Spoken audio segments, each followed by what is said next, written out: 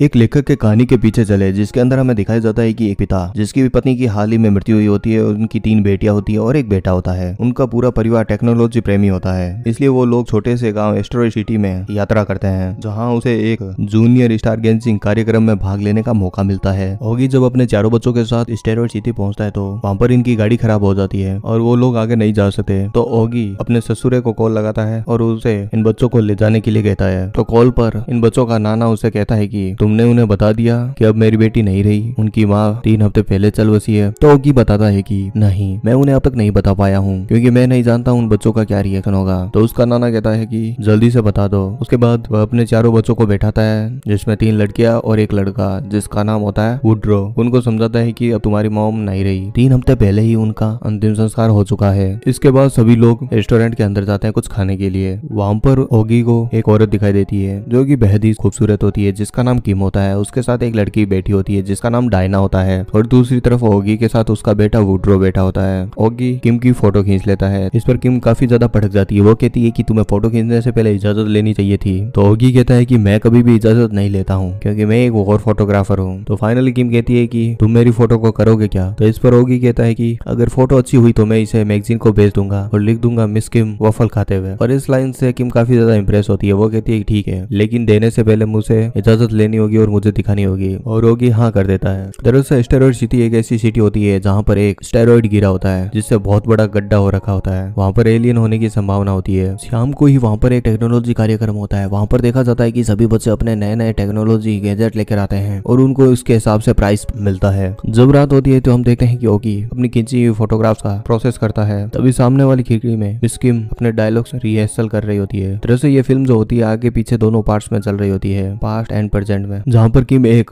Scene ओगी को करके दिखाती है। ये एक ऐसा सीन होता है जिसके अंदर एक लड़की नहा रही होती है और बातचीत कर रही होती है। इस सीन को देखकर ओगी काफी ज्यादा भावुक होता है। वो किम से कहता है कि क्या मैं तुम्हारी फोटो ले सकता हूँ। इस पर किम कहती है तुम तो फोटो लेने से पहले इजाजत नहीं लेते थे। तो ओगी कहता है कि ये बेचने के लिए नहीं है, ये मेरी पर्सनल के लिए, और वो इसकी फोटो ले लेता है। अब रात को एक शो होता है जिसके अंदर आकाश के तारों को देखा जाता है। तभी अचानक वहाँ पर एलियन आ जाते हैं और उस एलियन की फोटो ओगी खींच लेता है। अब वहाँ पर सभी लोगों का एलियन के अंदर काफी ज्यादा इंटरेस्ट आ जाता है क्योंकि वो एलियन सीधे धरती पर आता है, वो गिरे हुए एस्टेरॉयड को उठा कर ले जाता है और ये खबर अखबार में भी छप जाती है। अब सभी लोग एलियन से कांटेक्ट करने की कोशिश करते हैं ताकि उससे किसी भी प्रकार की बातचीत हो सके। कुछ दिनों के बाद वापस एलियन से संपर्क किया जाता है और वो धरती पर आकर उसी एस्टेरॉयड को वापस दे जाता है। इस कहानी के अंदर लेखक के माध्यम से पिता के भावनात्मक संघर्षों, परिवर्तनों, उसके अंतर्ज्ञान की खोज के सुंदरता को प्रस्तुत करता है। इस कहानी द्वारा हमें ये याद दिलाया जाता है कि हमारे आसपास का विश्व असीमित, रचनात्मक और आश्चर्य से भरा हुआ है और हमें खुद को उसकी अनुभूति करने का समय देना चाहिए। और कहानी यही समाप्त हो जाती है। थैंक यू दोस्तों।